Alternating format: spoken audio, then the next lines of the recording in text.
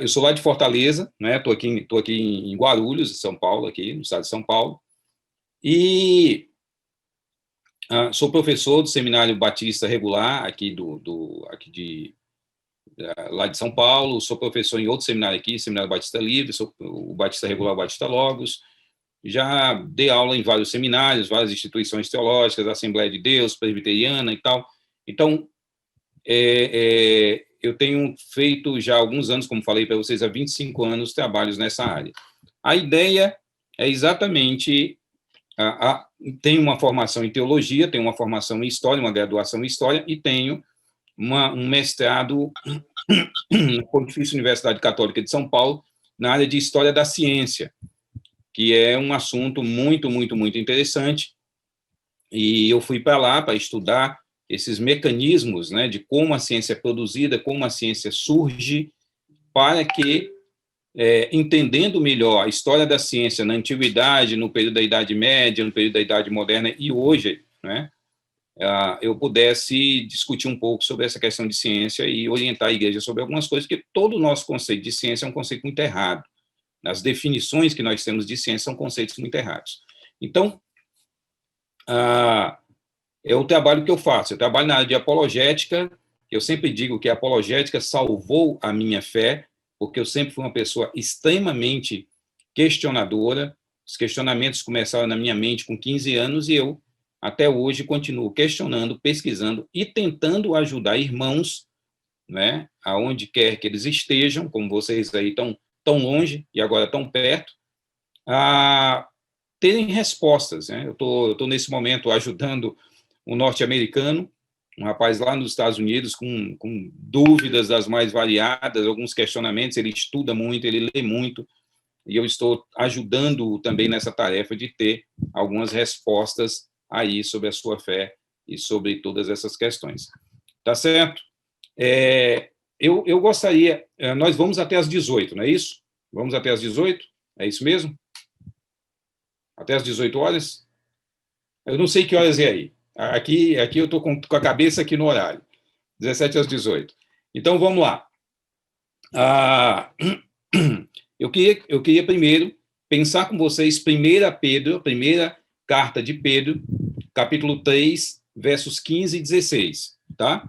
Primeira carta de Pedro, capítulo 3, versos 15 a 16. É um texto que eu gosto muito de usar, porque é um texto que nos ajuda a entender algumas coisas fundamentais dessa questão de apologia, certo? Nós temos aqui, 1 Pedro, capítulo 3, versos 15 e 16, diz assim: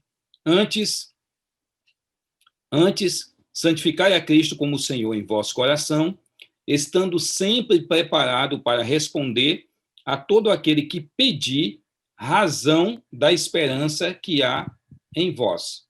Ok? Razão da esperança que há em vós. Tendo fazendo todavia com mansidão e temor, com boa consciência, de modo que naquilo em que falam contra vós outros fiquem envergonhados os que difamam o vosso bom procedimento em Cristo.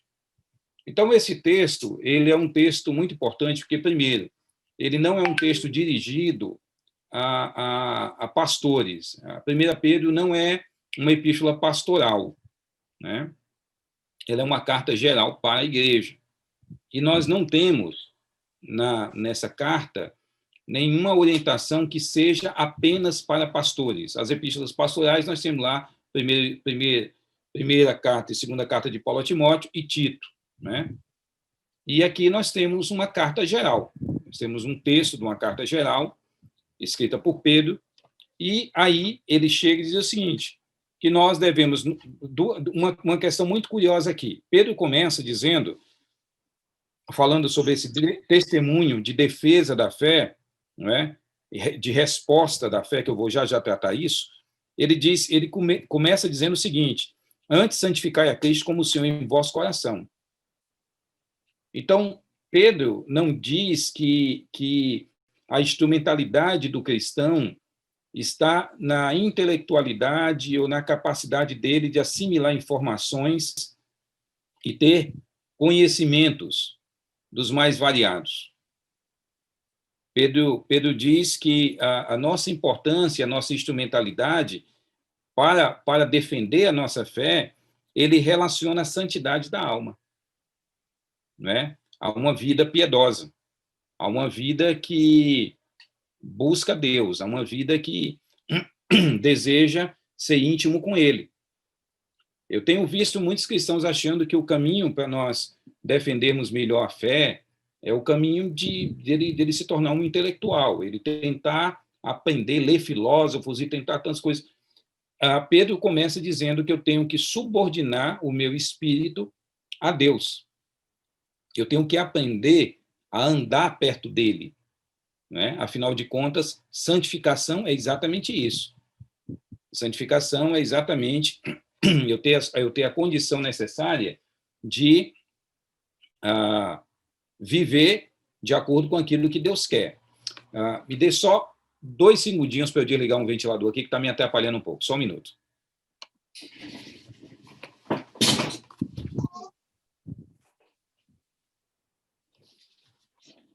Relaciona a questão de sermos instrumentos de Deus para defender a nossa fé, ele começa mostrando que a minha instrumentalidade, eu como instrumento de Deus, essa ação da instrumentalidade de Deus através de mim, começa através de uma vida de santidade, leitura da palavra, uma vida constante de oração, uma vida constante de identificação daqueles nossos pontos frágeis, que às vezes nós tratamos como se fossem coisas que não estamos vendo, né? Pontos cegos, e que de fato tem que ser tratado, que são as questões relacionadas ao nosso caráter, aquilo que nós sabemos que temos que mudar, aquelas questões que estão lá no nosso cantinho da alma e que nós, às vezes, relutamos em tirar e limpar do armário.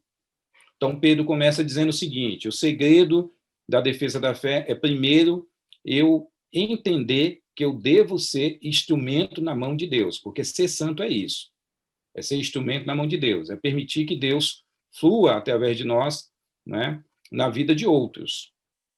Então, Pedro começa por aí. Eu acho muito lindo esse texto, muito significativo, porque ele começa explicando essa relação da minha defesa da fé, daquilo que eu devo fazer como cristão, defendendo aquilo que eu creio, mas primeiro me subordinando ao Espírito.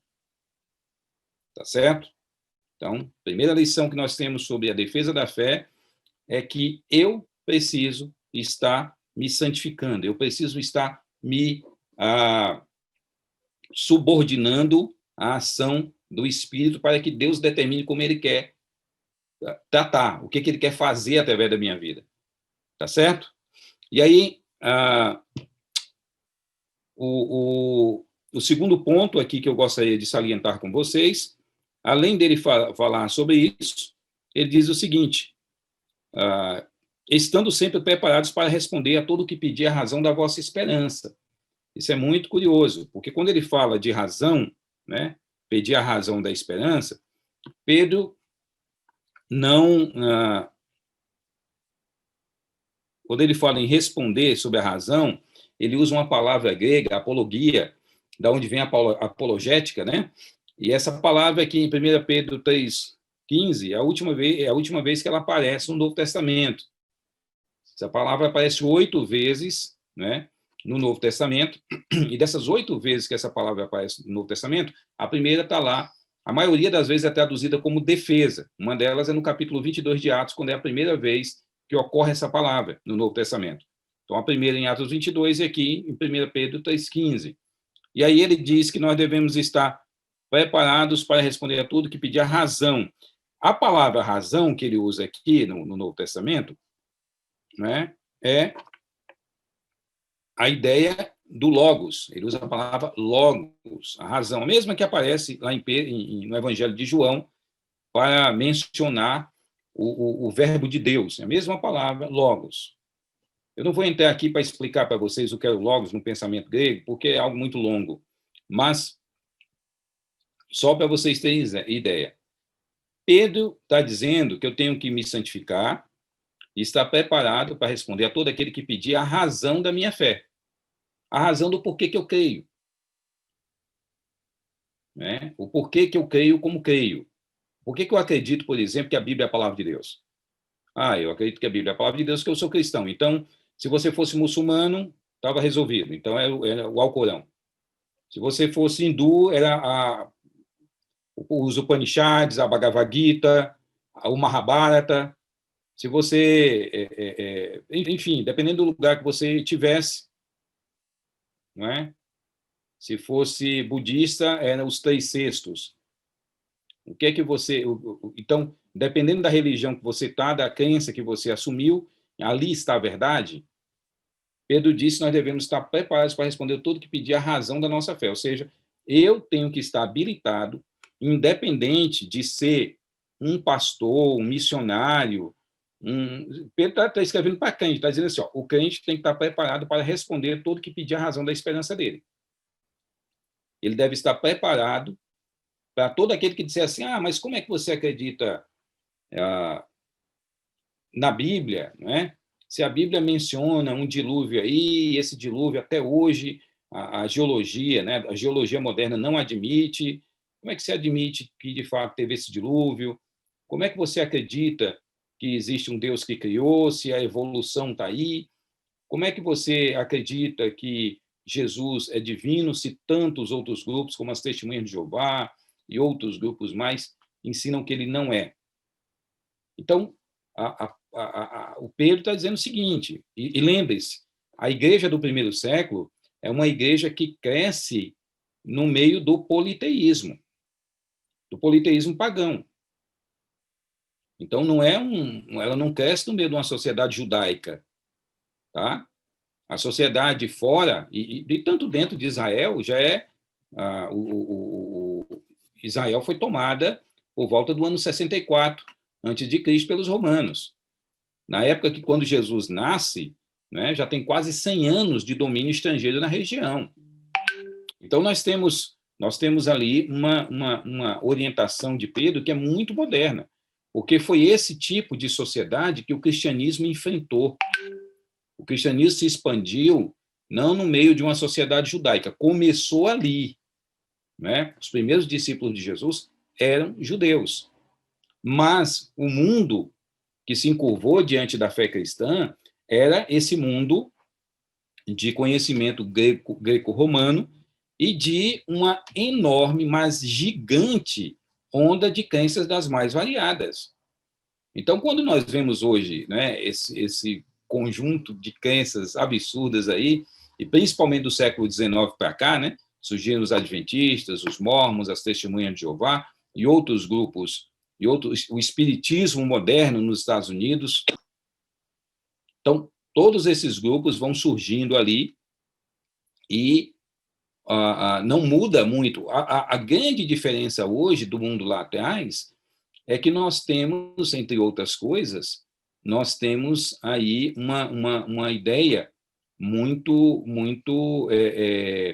vivemos numa sociedade pós-cristã. Tá? Lá eles vivem numa sociedade que o cristianismo ainda não é a religião, a grande religião. Vivemos numa sociedade hoje pós-cristã. Pós-cristã por quê? Porque os conceitos cristãos, principalmente na Europa, né? Eu já estive na Europa algumas vezes, principalmente na Europa, você vê ali muita coisa que ficou só na arquitetura, na história, mas não na vida das pessoas. As pessoas estão vivendo tão financeiramente, muitas vezes, tão bem, que o materialismo é o grande Deus da nossa sociedade. Tá? Então, Pedro diz, se santifique e defenda a sua fé.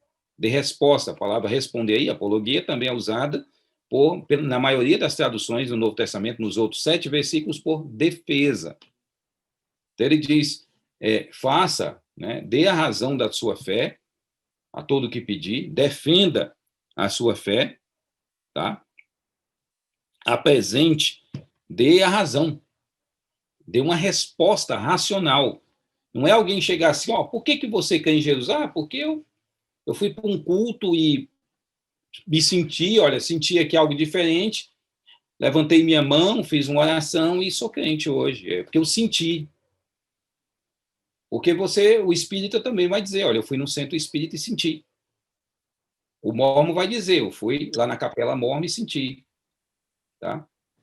Então, todo grupo religioso, pessoal, tem um sentimento positivo, as pessoas têm um sentimento positivo. Por isso que Pedro está dizendo que a nossa discussão não é no nível do sentimento, mas no nível da razão. Alguém quer falar alguma coisa? Ouvi um som.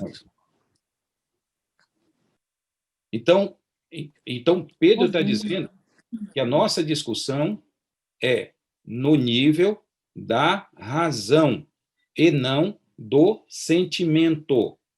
Ele diz, devemos estar preparados para responder a todo aquele que questionar a razão da sua fé. Porque se você for discutir no nível do sentimento, não resolve. Porque toda pessoa, não importa a crença que ela tenha, e eu estou falando aqui de crença, porque pode ser também a descrença. O ateísmo é um tipo de crença também. Né? Eles dizem que é um tipo de descrença, mas não, é um tipo de crença na descrença. Ele crê aquilo, ele não consegue comprovar tudo o que ele fala com base na razão, com base no 2 mais 2 são 4. Ele não consegue. Ele diz que é assim, mas não é. Então, também é um sistema de crença. O agnosticismo é um sistema de crença. Né? É o sistema de crença de que a dúvida de que eu não tenho razão suficiente para achar as respostas. Ou seja, eu creio que a dúvida sempre será permanente. Então, são sistemas de crença, pessoal, e a gente tem que saber identificar isso. Então, você pode compartilhar com alguém, não estou dizendo que você não pode compartilhar com alguém o que Deus fez no nível do sentimento, restaurar a tua vida, restaurar as tuas emoções, do que Cristo fez nesse nível. Não, eu estou dizendo que você não pode limitar o seu testemunho a isso, tá certo? E aí nós temos vários... então, Pedro diz que nós devemos fazer isso, todavia, com mansidão e temor, com boa consciência. Então, com mansidão e temor. Não importa o quanto você estuda. Eu tenho um amigo que é budista. Eu vou agora estudar o budismo que eu quero compartilhar a minha fé com ele. Legal. Só que aí você estuda tanto o budismo e aprende tanto a responder e calar os budistas que você começa a ficar meio achando que é o bambambam. A palavra de Deus diz que nós devemos fazer isso com mansidão e temor. Eu fiz muitos trabalhos, irmãos, ao longo dos anos aqui no Brasil, isso desde 95. Eu fiz durante muito... Hoje, aqui no Brasil, não é mais tolerado isso, mas eu fazia muito trabalho de evangelização de Testemunha de Jeová em congresso das Testemunhas de Jeová. Né? Naquela época eu não tinha barba, e aí eu ia de pasta, terno, né? Todo direitinho lá, com a pastinha do lado e tudo, em congresso de Testemunha de Jeová, para abordar Testemunha de Jeová nos congressos. Fiz isso muitas vezes. Quando saía o tema do congresso das Testemunhas de Jeová, um mês antes do congresso, 2 meses antes, nós pegávamos aquela capa e fazíamos um folheto evangelístico com a capa e distribuíamos no Salão do Reino. Hoje é isso no Brasil, aqui não é mais tolerável.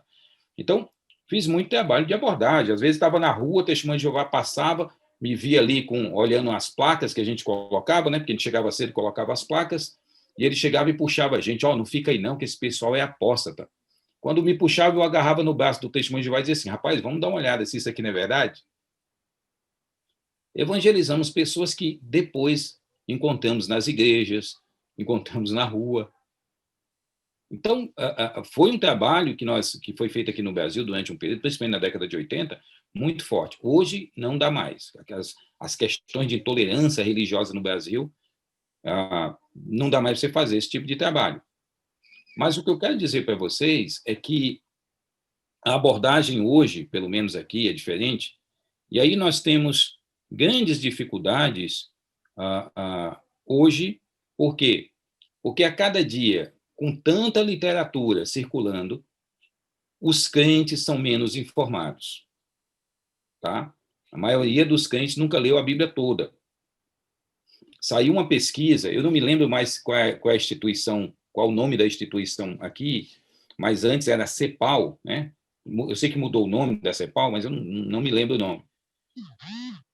E a CEPAL tinha feito, na época, uma pesquisa, e nessa pesquisa, isso na década de comecinho, eu acho que dos anos 2000, quase 20 anos atrás, eu acho 2005, 2006, eu não me lembro, alguma coisa assim. E eles tinham feito uma pesquisa, e nessa pesquisa tinham detectado que praticamente 50% dos pastores evangélicos no Brasil nunca tinham lido a Bíblia toda. Né? E muitos crentes nunca leram a Bíblia toda. E o meu incentivo é que, se você ainda não leu a Bíblia toda, que você torne isso uma prática. 3 capítulos por dia, 5 no domingo. Em um ano você termina. É o livro da sua fé. A fé cristã gira em torno de um livro. Às vezes eu falo isso e as pessoas falam assim, não, pastor, o senhor está errado. A fé cristã gira em torno de uma pessoa, que é Jesus. Eu digo sempre, jogue a Bíblia fora e qual o Jesus que nós temos?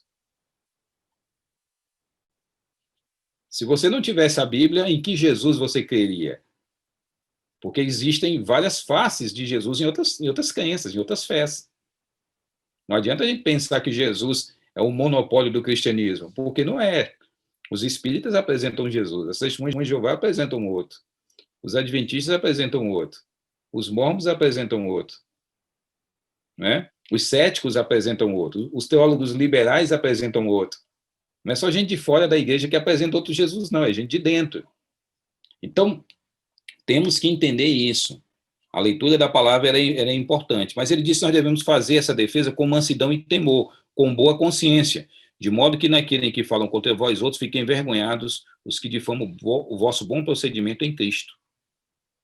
Então, seja manso. Se toda vez que as pessoas questionam a sua fé, você já quer brigar, você já começa a suar frio, você já quer dar uma voadora na pessoa, e tal, já estou nervoso aqui, porque está questionando o meu Jesus, questionando a minha Bíblia. Se você ainda tem essa cabeça, primeiro cuide-se, primeiro trate-se, porque Pedro diz que só dá para você discutir essas questões fazendo com mansidão e temor. Porque se você não tiver mansidão e temor, você vai acabar metendo os pés pelas mãos e isso vai produzir escândalo. Sabe, aquele negócio de, às vezes, a gente está tão ansioso para compartilhar a fé com uma pessoa querida, só que essa ansiedade leva você a não ter controle com a língua e você acaba dizendo alguma coisa que fere a fé do outro. E aí a pessoa chega para você e diz assim, Paulo, daqui para frente a gente conversa sobre qualquer assunto, menos sobre fé. Não vamos conversar mais sobre religião, não, tá? A gente conversa sobre qualquer outro assunto, mas não sobre fé. E não é isso que nós queremos, pessoal. Nós queremos estabelecer diálogos que abram portas e que estabeleçam com essas pessoas um contato possível. Tá certo? Alguém tem alguma pergunta a fazer? Porque aí, se tiver, eu respondo, e aí eu quero pular aqui rapidinho para Atos 17 e mostrar algumas coisas para vocês. Perguntas? Não existem perguntas quando são perguntas sinceras. Fiquem à vontade. Pois não. Eu queria perguntar sobre com relação sobre as pessoas falarem sobre cristianismo é um plágio. Ok. Cristianismo é um plágio. O que dizem que o cristianismo...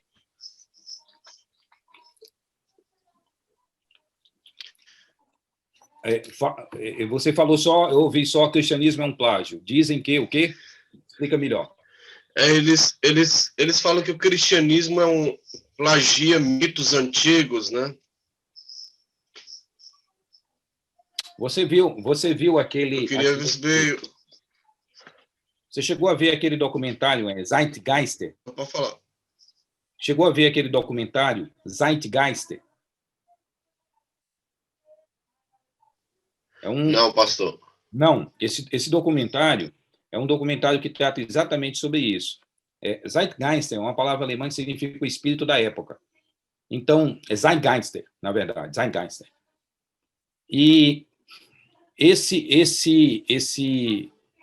documentário tentava fazer esses links de Jesus com as religiões pagãs da antiguidade. Olha, uma das dificuldades que nós temos com isso é que, por exemplo, tem uma figura que viveu no primeiro século, chamado Apolônio de Tiana, e muitas pessoas fazem alusão à história de Apolônio de Tiana, como se o cristianismo tivesse usado aquela história e plagiado e criado algumas ideias sobre Jesus, sobre a morte, sobre milagres, sobre a ressurreição. Esse aqui é um exemplo, é porque eu não tenho tempo suficiente com vocês hoje de discutir outros exemplos, tá? Mas vou dar um exemplo. Só que a maioria das obras literárias que nós temos sobre Apolônio de Tiana, elas são fontes pós-cristãs. Mesmo ele tendo vivido num período próximo de Cristo, as obras escritas sobre ele são muito posteriores, tá certo? Então, acredita-se que exatamente foi o contrário. Por causa da ascensão do cristianismo, por causa do crescimento do cristianismo dentro do império,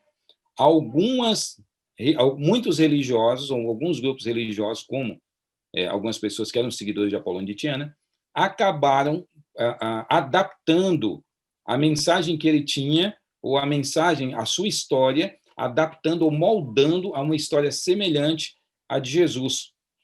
Então, isso teria sido feito após o cristianismo. Você vai encontrar identidade de crenças em várias fés, né? Nós temos coisas, por exemplo, a questão da alma. A maioria dos hindus acredita na ideia de Atma, né? Que é a ideia que eles falam para a alma. Obviamente é um conceito diferente do nosso, mas é um conceito de uma parte que sobrevive à morte do corpo. Nós temos uma fé semelhante. Então, a ideia da devoção, a ideia do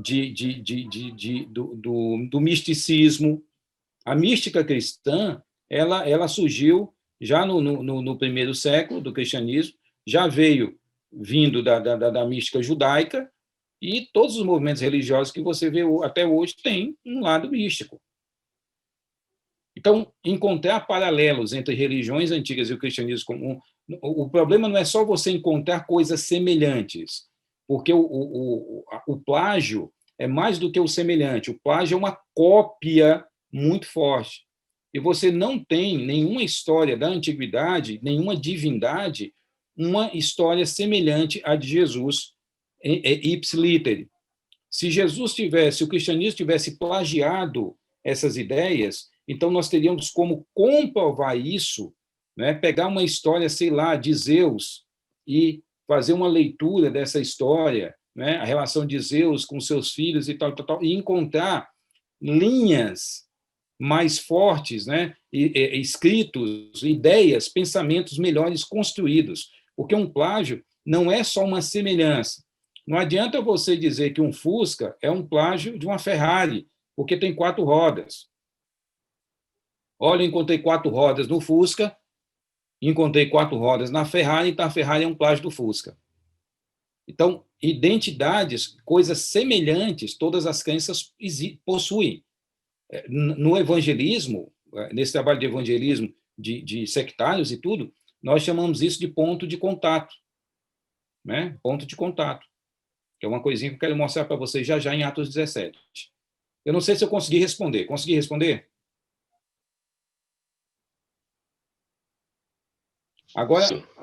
Agora depois, depois eu posso mandar para o Aquino alguns livros e tal aqui para indicar para vocês leitura, tá certo?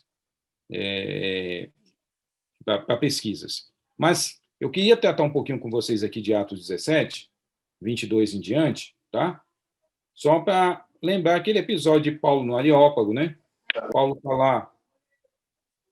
está lá no Areópago. E eu queria só dar um exemplo daquilo que Pedro fala com aquilo que Paulo faz. Então, no verso, eu vou ler aqui aos poucos, só para vocês acompanharem aí. Então, Paulo levantando-se, é quando ele encontra com os epicureus e os estoicos. Paulo está em Atenas, ele chegou em Atenas por causa de perseguição, ele chega em Atenas por causa daquela pressão, né? ali na região de Tessalônica e Bereia, e aí levam Paulo para Atenas, para sair um pouco da pressão e da perseguição dos judeus ali. Então, deixam ele lá e depois a gente vem te buscar. Só que Paulo não ficava quieto, então ele vai primeiro ele vai para a sinagoga, depois vai para a praça, e da praça ele é chamado para ir para o Areópago, né? O Areópago é um local alto, um monte, né? Que era chamada Pedra de Ares. O Areópago é a Pedra de Ares. Ali perto, quem já foi em Atenas conhece lá, fica perto ali do Partênon, né? Então, do lado. Então, o que é que você vê? Então, Paulo chega aí e diz, levantando-se no meio do Areópago, diz, senhores atenienses, em todos vos vejo acentuadamente religiosos. É interessante isso. Paulo começa o diálogo dele elogiando. Paulo não começa o diálogo dele com pessoas que pensam diferente, criticando. Isso é muito importante, pessoal, para nós entendermos. Temos que começar a elogiar. Por exemplo, eu, quando converso com a Testemunha de Jeová, eu digo, olha, vocês são muito zelosas no trabalho de casa em casa. Entendeu? Quando eu converso com um católico, se for uma mulher, por exemplo, que tenha um pendente, aliás, um pingentezinho com Maria, né? Eu olho para ela e digo assim, Maria foi uma mulher muito especial, né? Porque, às vezes, o que não tem importância nenhuma para a nossa fé é o centro da fé do outro. Então, Paulo começa com um elogio. Ele diz, olha, vocês são muito religiosos. Algumas outras versões dizem supersticiosos, mas a ideia era positiva, não era superstição no sentido negativo, como a gente aplica. Paulo começa com um elogio. E nós temos que fazer isso. Nós temos que iniciar Atos 17, 22. Nós temos que iniciar com um elogio. Certo? Se a pessoa é ateu, você diz assim, olha, eu vejo que você é uma pessoa que tem se dedicado bastante para tentar entender essa questão da não existência ou da existência de Deus, né?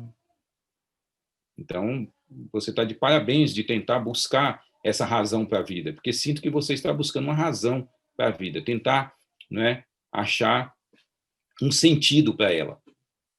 E aí você está buscando a via da não existência como um sentido.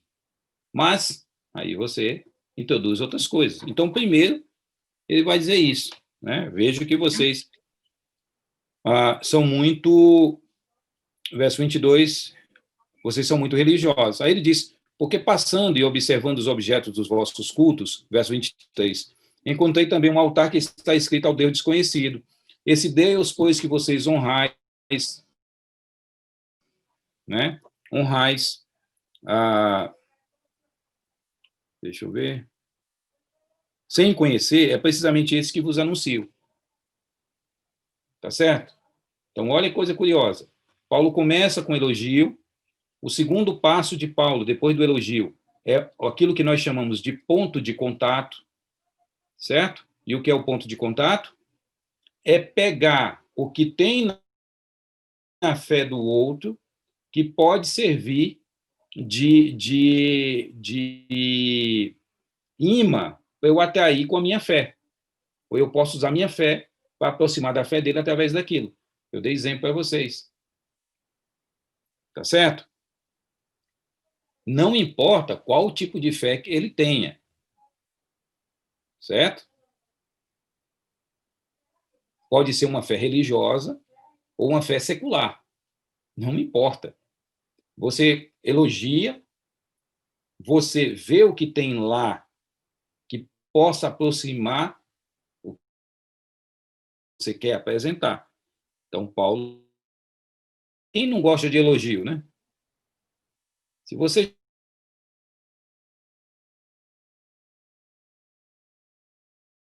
só aguenta crítica mais aguda, e principalmente de coisas relacionadas à fé, de pessoas que estão mais próximas de nós. Entende? Nossos ouvidos não são ouvidos muito abertos à crítica. Então, aprenda com isso. Não comece logo criticando. Elogie. A pessoa, sei lá, acredita no satanismo, acredita nisso, aquilo outro. Não comece criticando. Depois veja o que tem nessa fé. Eu estou escrevendo um livro sobre como evangelizar 36 grupos diferentes. E aí eu comprei, eu estou lendo a Bíblia Satânica, né, do Anton Sazon Lavey, uma Bíblia publicada na década de 60 e tudo, e eu estou fazendo algumas anotações da Bíblia Satânica. Logo, por que ele desprezou as igrejas? Para evangelizar alguém que se envolveu com Satanás. Entende como é que funciona? Agora, eu não aconselho ninguém a ler literatura de filósofo, de ateus, de religiosos, na sua fé. Por isso que Pedro disse que ele tem que estar santificado. Porque senão você começa, tal, quando olha, você começou a crer naquilo que não deveria. E ele diz, porque passando pela vossa cidade, viu um altar ao Deus desconhecido, esse que vocês adoram se conhecer, é precisamente esse que vos anuncio. Tá certo? Não sei se vocês conhecem. Mas essa história é uma história que tinha ocorrido há pelo menos quase 6 séculos antes de Paulo, ou antes de Cristo. E essa história foi a história de uma grande peste que sobreviveu a Atenas, em Atenas, uma peste naquela região de Atenas. E aí, eles tinham feito de tudo para tentar descobrir como eliminar a peste, não tinham conseguido, até que lembraram de um filósofo, né, que é citado lá no capítulo 1 de Tito, né, quando diz que os cretenses são sempre mentirosos, feras terríveis, ventos preguiçosos, e eles foram lá e trouxeram esse filósofo de Creta, para que ele tivesse ali dando orientações. E ele deu uma orientação, a partir dessa orientação, ele disse que havia um Deus acima do panteão grego, né? E esse Deus, acima do panteão grego, era o Deus verdadeiro, e que eles não sabiam o nome, então, como não tinha como colocar o nome nele, então o chamasse de o Deus desconhecido. Né? E esse altar, o Deus desconhecido, foram feitos vários naquela época, mas no tempo de Paulo, e Paulo usa aquilo que tem na fé, na Grécia, né, em Atenas, daquele período greco-romano, ele usa aquilo para estender a esteira da fé dele, tá certo? E aí ele diz, aí o verso 24 em diante, ele vai dizendo que fez o mundo, e ele vai, verso 28, pois nele vivemos, nos movemos e existimos, e aí ele vai mostrando que esse é o Deus verdadeiro, tá? E aí, deixa eu ver aqui, verso 28, né, ele diz, aí ele começa o trabalho mais de evangelismo, verso 27, para buscarem a Deus, se porventura está tendo, possam achar, verso 28, porque nele vivemos e nos movemos e existimos, como algum dos vossos poetas tem dito, porque dele também somos geração. É interessante que Paulo pega esse versículo 28 aqui, ele pegou isso aqui do hino a Zeus. O que ele menciona aqui no verso 28 é um hino a Zeus, que dizia que nele vivemos, nos movemos e existimos. Paulo pega aquela ideia do hino a Zeus e traz a ideia do Deus desconhecido, que era o altar que estava ali. Olha que coisa curiosa. Aí você diz, espera aí, pastor, mas como é que Paulo pega do hino pagão, a uma divindade pagã, as palavras e usa para o Deus verdadeiro? Isso foi a estratégia excelente dele. O mundo da antiguidade era um mundo pagão. Deus fala dentro da cultura. Porque se Deus falasse fora da cultura, nós não o compreenderíamos. Deus tem que falar dentro da cultura mesmo. Tá certo? Deus tem que usar a linguagem humana. Se ele não usar a linguagem humana, não tem de forma nenhuma como nos comunicarmos com ele. Tá certo? Só que Paulo faz isso, pega aquilo e transforma num argumento cristão. Ele está dizendo, não, ó, vocês dizem isso, o hino de vocês diz isso, só que esse hino está errado. Esse hino deve apresentar o Deus desconhecido que está aqui no altar. E aí, quando ele termina de falar isso, ele diz algo muito interessante. O verso 30, olha, não levou Deus em conta os tempos da ignorância, agora, porém, notifica aos homens que em toda parte se arrependam. E aí, ele fala da ressurreição, e no verso 34 diz assim, houve, porém, alguns homens que se agregaram a ele e creram, entre eles Dionísio, o Areopagita, uma mulher chamada Dâmaris, e com eles outros mais. Olha que coisa curiosa. Paulo usa uma estratégia que funcionou no meio do impossível. Tá certo? Então, nosso tempo aí já está bem estourado. Vocês sabem que pastor conversa muito, e se deixar, eu vou até às 10 da noite aqui no Brasil. Mas nosso tempo aí já está, né, no final, e eu quero deixar isso para vocês. Permitam que Deus os use como instrumento de evangelização de quer que vocês estejam. A fé cristã, ela é nossa, mas para nós fazermos com que o mundo creia, porque foi para isso que Jesus veio. Jesus veio para salvar a humanidade perdida, e ele veio para fazer com que aqueles que são salvos sirvam de sal da terra, tá certo? E luz do mundo. Então, que Deus possa abençoá-los aí na vida de vocês, o ministério, a fé, né? Que vocês possam estar durante esse período aí testemunhando, se fortalecendo. Eu espero que nós tenhamos outros momentos com mais tempo para a gente aí aprofundar, de repente, essa questão aí dos plágios, dos supostos plágios do cristianismo, para a gente discutir, porque é um assunto bem, bem, bem longo. Ou sobre a ciência, né? Sobre a ciência, o que é a ciência. E a gente discutir sobre essas questões, tá certo? Que Deus os abençoe, que Deus os dirija e que um pouco do que foi explicado aí possa ser depois estudado por vocês nas Escrituras Sagradas. Tá certo?